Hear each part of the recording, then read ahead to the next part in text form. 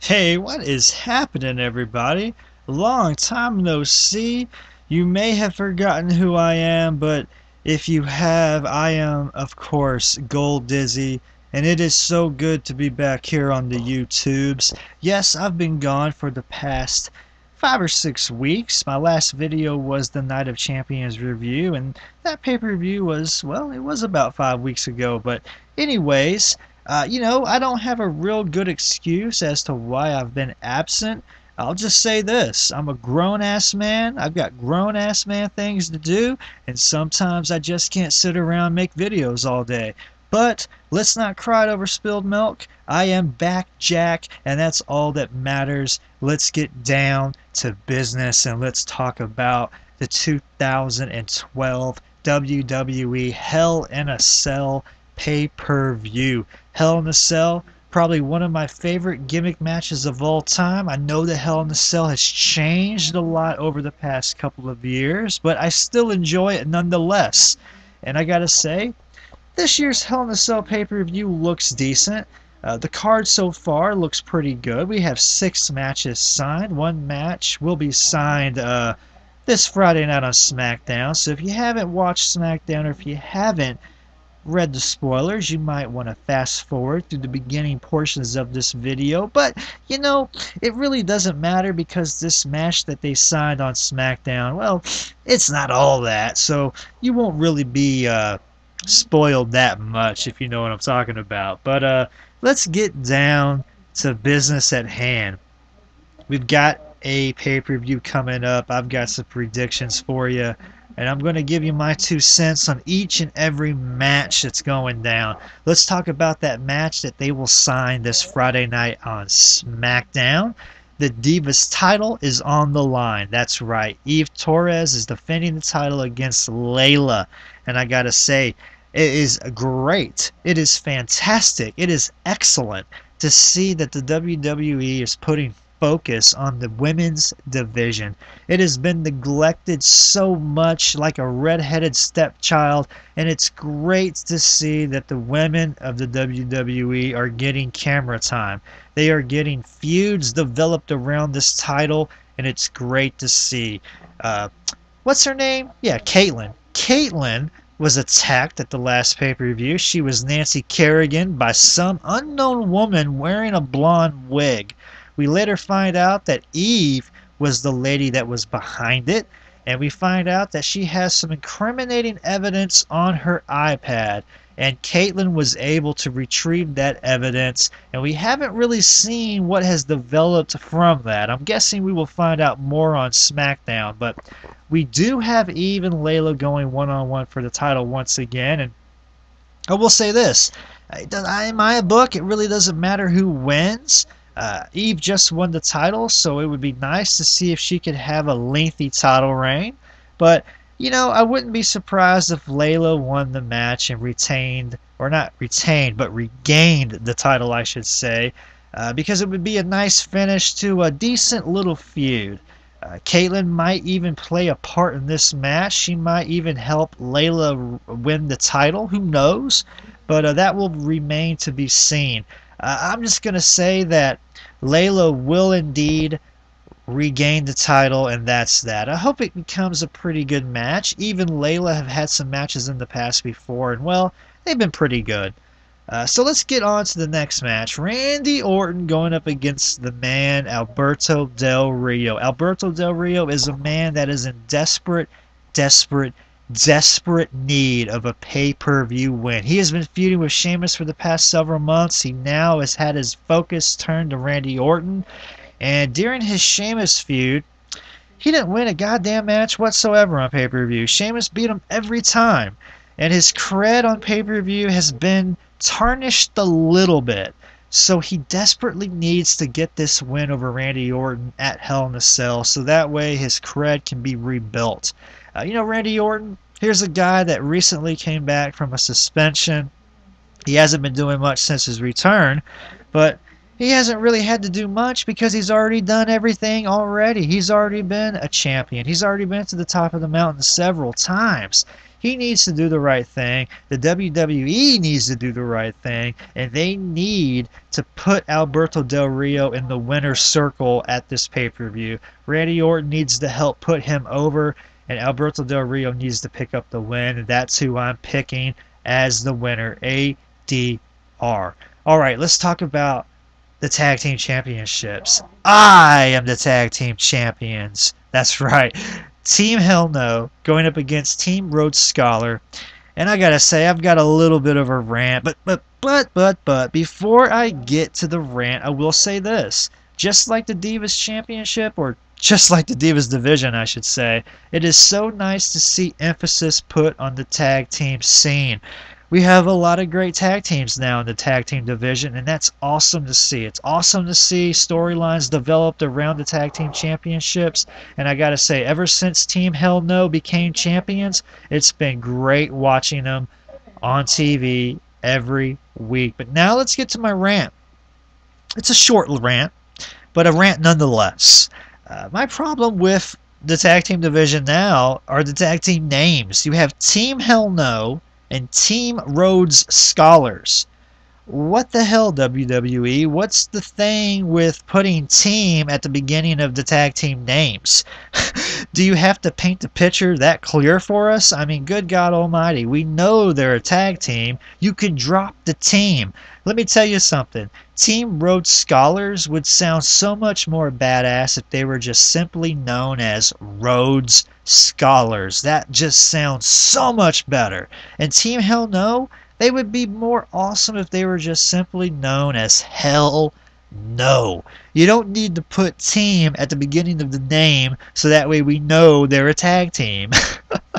I mean, think about this. Team Legion of Doom.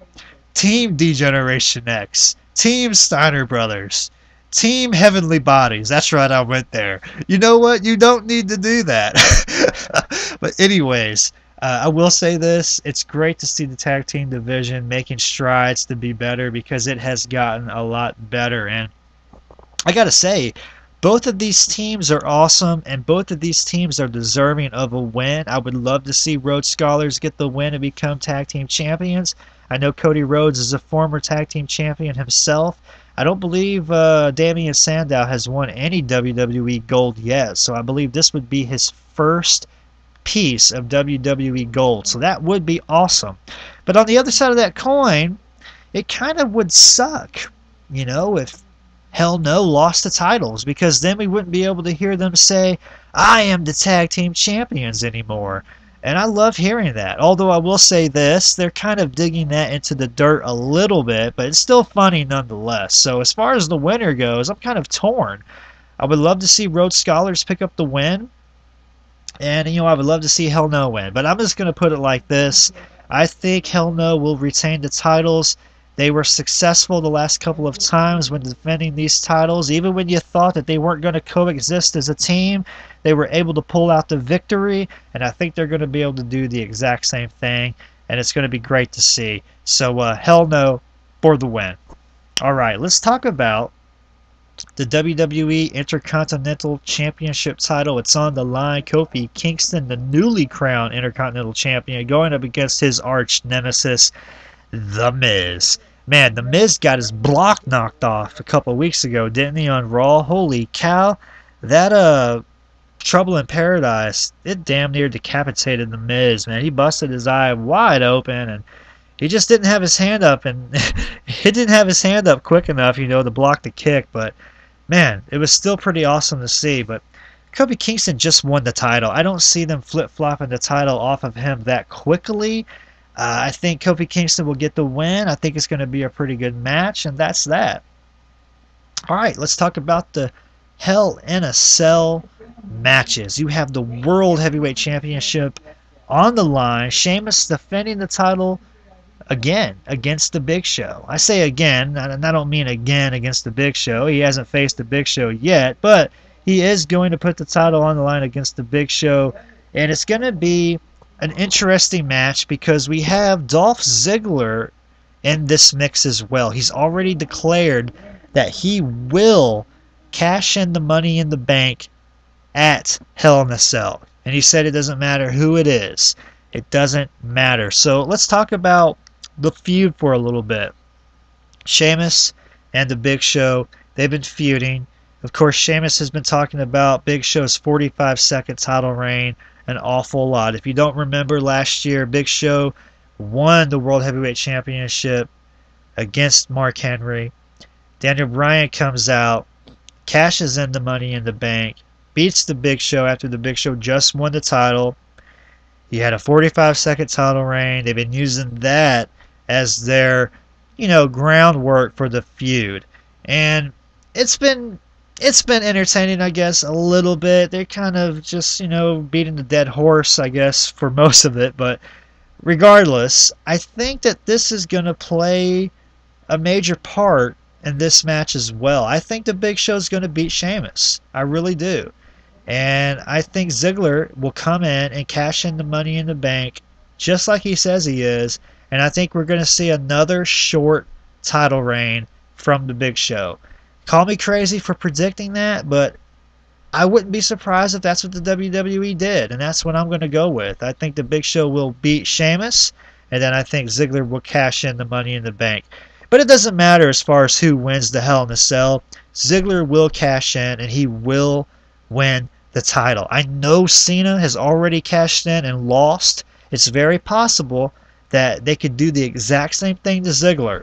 And they could have this be the first time ever where both briefcases were unsuccessfully cashed in. I know that's never happened before, but I don't think they're going to do it to Ziggler. Ziggler is so ready to be a champion, and he needs to win the title and have a real World Heavyweight Championship reign, unlike that last title reign he had all those years ago. But that's that.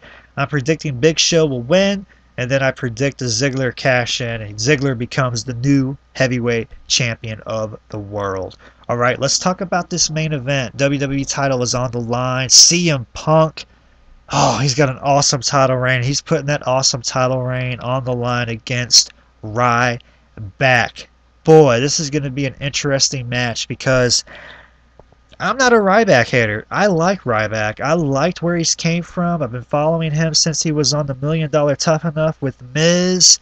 He was Ryan Reeves. He didn't win Tough Enough. He basically didn't really do anything. He just wrestled in the developmental territories, and he finally got his way back on the WWE roster by joining the NXT show. Then he became a part of the Nexus, and then he got injured. He took a lot of time off, and then he was repackaged and turned into Ryback. And a lot of people say he's a Goldberg ripoff, he's a RVD ripoff, he's a ripoff of everybody. Well, you know what, guys? Let me tell you something. Get over yourselves, because every wrestler has taken something else from another wrestler. If it's a look, if it's a moveset, if it's just the way they walk down the aisle, somebody has taken something from somebody else already. That's just how it goes. So for all you people that keep saying that he's just like Goldberg or he's just like RVD or this or that, get over yourself. Everyone has taken something from another wrestler at some point in their career. So I'm over it. Now I will say this, the Ryback winning streak, yeah, that's definitely a Goldberg thing. I will say that. But you know what? Who cares? That Goldberg streak was freaking 15 years ago. They can rehash a win streak if they want. They've had win streaks before, and they've had win streaks before Goldberg. So did Goldberg steal his win streak from somebody else? No, that's just something that they do every once in a while. So let's get over that. Let's get past that, and let's talk about Punk versus Ryback. Like I said, I'm a Ryback fan, and I'm a CM Punk fan, and I got to say this. CM Punk is so close to a one-year title reign, and I so badly want him to have the title for a full year. I don't care who's the champion. I don't care if it was freaking Doink the Clown. If the title can be held for a year long in this day and age of the WWE, then that tells you something, because they never do that anymore. And I am so behind Punk having a one-year title reign that I will do anything in my power to help him win. I know I can't do anything, but goddamn, I will support him nonetheless.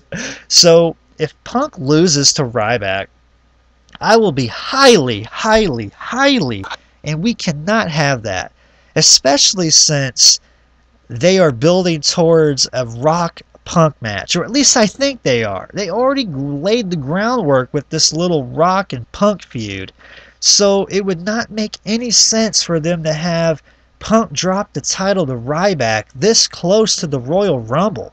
And I especially would hate it if they had Punk drop the title to Ryback to only have Punk win the title again at the Survivor Series. That would be stupid. For them to take that one-year title reign away from Punk, that would be so heartbreaking to me, and I'm sure Punk would be upset as well. But anyways, like I said, they already have the groundwork laid. They planted the seeds for this Rock and Punk feud. And we all know that at the 1000th episode of Raw, the Rock was laid out by Punk. And ever since then, we have not seen The Rock whatsoever.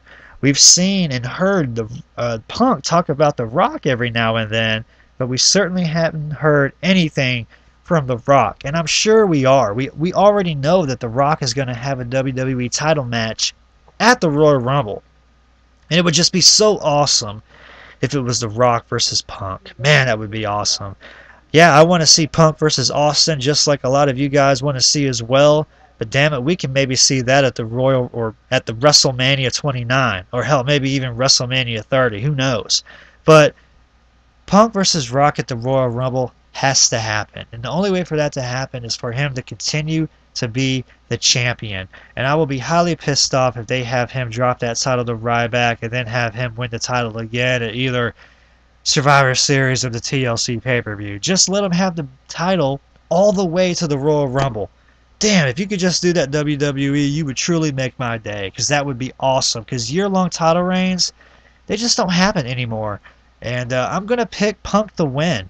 As far as how this match could end, how it could finish where both guys look good at the end, I have no idea, because this is a Hell in a Cell match. Anything can go. There's no rules, no countouts.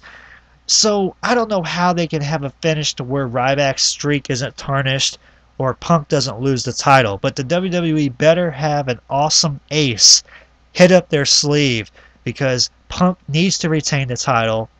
And that's that. But that's it. Those are my predictions. Let me know your thoughts in the comments below. Who do you think's going to win? Who do you think's going to lose?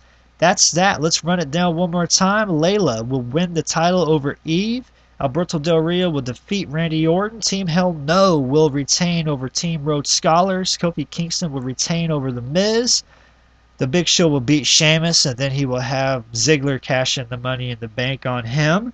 And then Punk will retain against Ryback. And that's that, guys. Let me know your thoughts below. It's glad to be back. You guys have a good night. This is Gold Dizzy. Peace out, everybody.